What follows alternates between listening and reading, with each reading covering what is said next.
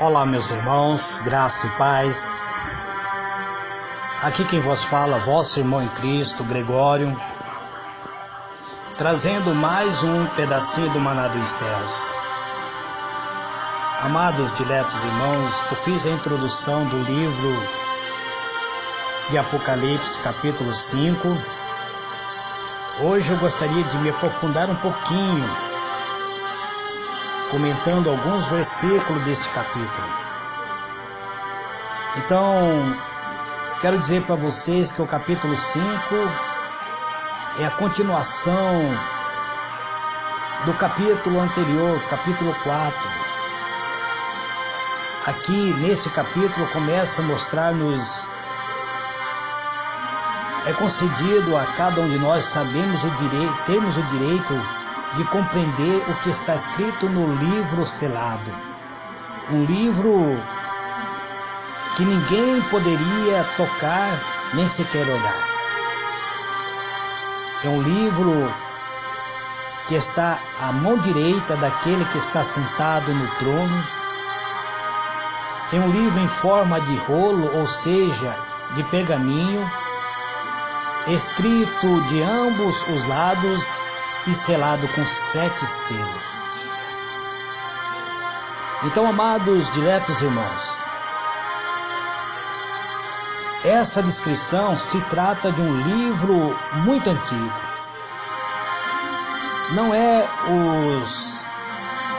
aqueles que conhecemos nos dias atuais.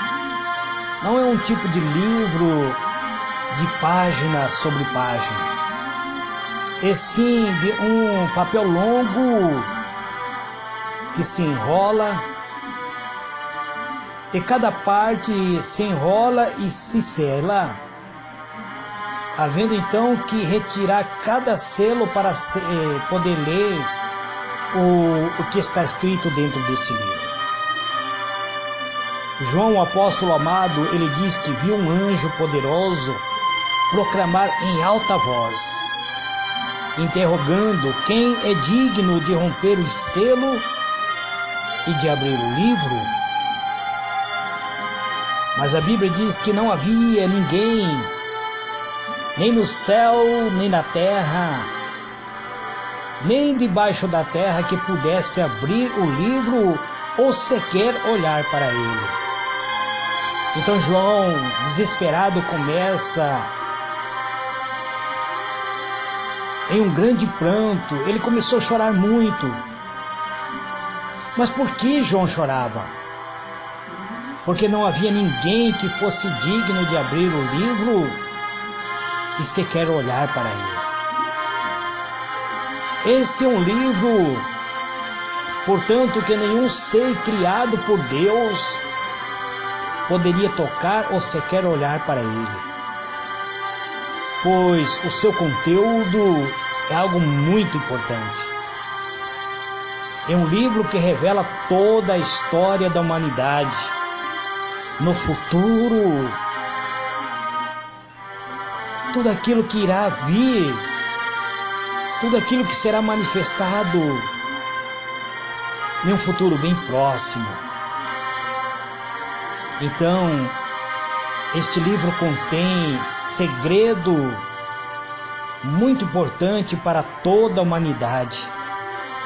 Precisamos conhecer aquilo que Deus preparou para a eternidade. Enquanto João chorava, enquanto João lamentava, então um ancião levanta do seu trono e diz para João: não chore. Eis aqui o leão da tribo de Judá, a raiz de Davi. Ele venceu para abrir o livro, para desvendar os seus 7 selos. Essa referência, amado, é usado para identificar ao Senhor Jesus Cristo, que foi o descendente da tribo de Judá, o descendente da linhagem do rei Davi.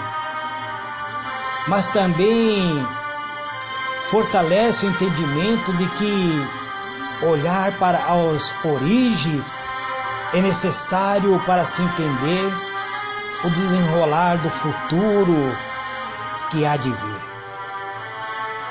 Então João diz que depois ele viu um cordeiro, ele volta para olhar, ele, na iminência de ver um leão, ele vê um cordeiro. É interessante compreendermos isso, amado, que quando João volta para ver um leão, ele enxerga um cordeiro. Esse cordeiro parecia ter sido sacrificado, parecia estar morto, mas ele se encontrava em pé no centro do trono, cercado pelos 4 seres vivos, pelos 4 seres viventes e pelos 24 anciões. Esse cordeiro, ele tinha 7 chifres e 7 olhos, que são os 7 Espíritos de Deus enviados a toda a terra. Então, amados, isso representa, os olhos representam a onisciência, o chifre representa o Espírito de Deus, os olhos que tudo vê, o Espírito, a plenitude de Deus. Essa imagem nos representa Jesus como sendo o sacrifício vivo, que esteve no estado de morte, mas que ressurgiu da morte e agora está vivo. E é cercado pelos seres celestiais, os 4 serafins, ou seja, alguns teólogos defendem que também é querubins, e os 24 anciões estão em volta dele. É a comitiva do próprio Jesus. Chifre representa poder, autoridade, amado. Isso nós vamos conhecer no capítulo 17 de Apocalipse. Significa reino, rei e reinado. Desse modo, após apresentar-se como sacrifício, Cristo se apresenta como rei sobre os 7 períodos proféticos. O período apocalíptico, símbolo usado para os 7 Espíritos de Deus, conforme no próprio capítulo 1. Ele se apresentou diante do trono de Deus, recebe o livro na mão direita daquele que estava sentado sobre o trono. Agora todo o acontecimento volta-se para o próprio Jesus. Ao receber o livro da mão direita daquele que está sentado sobre o trono, agora todos os seres viventes se voltam para o leão em forma de cordeiro. Todos os 4 seres viventes e os 24 anciões postram-se diante do cordeiro. Cada um deles tinha uma harpa. Tinha também a taça de ouro cheio de incenso, que são as orações dos santos. A tua oração, meu irmão, a tua oração, minha irmã, está depositado no incensário de Deus, e um dia será colocado sobre taças de ouro diante do incensário de Deus. A tua oração, todas as tuas orações é captado pelos anjos e depositado sobre o altar de Deus. E esses seres viventes, os 24 anciões, eles cantavam um cântico novo. E qual era o tema desse cântico? Eles cantavam e diziam: Tu és digno de receber o livro e de abrir os seus selos, porque foste morto e com teu sangue compraste para Deus gente de toda tribo, língua, povo e nação. e tu o constituiu como reino, como sacerdote para o nosso Deus, e eles reinarão sobre a terra. Então, amados, Jesus, Ele constituiu você como sendo sacerdote, como sendo rei, para você reinar aqui na terra.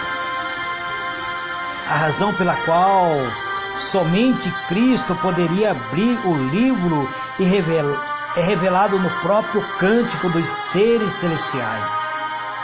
Foi Cristo que se ofereceu como sacrifício vivo por todos aqueles que creram nele e se reconciliaram com seu Pai. Foi Cristo quem instituiu um novo reino para Deus e para os que habitam na terra. Agora João continua em sua visão dizendo: então olhei e ouviu a voz de muitos anjos. E ele dá número, ele diz milhares de milhares, e milhões de milhões. Eles rodeavam o trono, bem como os seres viventes e os anciões, e cantava em alto bom tom: digno é o Cordeiro que foi morto de receber poder, riqueza, sabedoria, força, honra, glória e louvor. Veja bem, amado, ele diz que Jesus recebeu poder, recebeu riqueza, recebeu sabedoria, força, recebeu honra, recebeu glória e louvor. E depois, disse João, ouvi todas as criaturas existentes no céu, na terra, debaixo da terra e no mar. Isso significa que também as criaturas que estão no inferno e todos que nele há, que diz aquele que está sentado no trono e ao Cordeiro, seja o louvor e honra e a glória e poder para todos sempre. E quando isso ocorria, os 4 seres viventes, eles diziam assim: amém, amém. E os anciãos prostravam-se e adoravam ao Senhor. Então, amados, este é um acontecimento único que poderemos um dia contemplar diante do trono de Deus. Precisamos compreender, amados, que a promessa de Deus, a promessa do Senhor nosso Deus, Ele vai se cumprir na sua totalidade. O Senhor vai cumprir a sua promessa e nós poderemos tomar posse daquilo que temos por direito. Nós vemos aqui que se faz menção ao número 7, os 7 Espíritos de Deus. É uma descrição da própria perfeição, plenitude do Espírito Santo. Os 7 Espíritos de Deus são mencionados 4 vezes no livro do Apocalipse. É muito cristão possui dúvida acerca do que são, ou para algum quais são os 7 Espíritos de Deus. É como se deve entender corretamente o significado dessa expressão. Na verdade, a Bíblia não esclarece, ou seja, não especifica de forma explícita e detalhada a expressão 7 Espíritos de Deus. Quanto ela ocorre, porém, as Escrituras nos fornece algumas informações que são essenciais para que venhamos compreender o significado de tal expressão. o que a Bíblia fala sobre os 7 Espíritos de Deus. As passagens bíblicas onde essa expressão são utilizadas nos diz o seguinte: em 1 Apocalipse, ou seja, em primeiro lugar, em Apocalipse 1:4, ele fala sobre os 7 Espíritos de Deus, são mencionados na saudação introdutória do livro.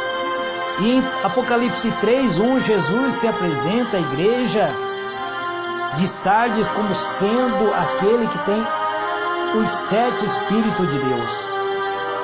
Em Apocalipse 4, verso 3, na visão do trono de Deus, os 7 Espíritos de Deus aparecem relacionada à figura de 7 lâmpadas de fogo que estão diante do trono.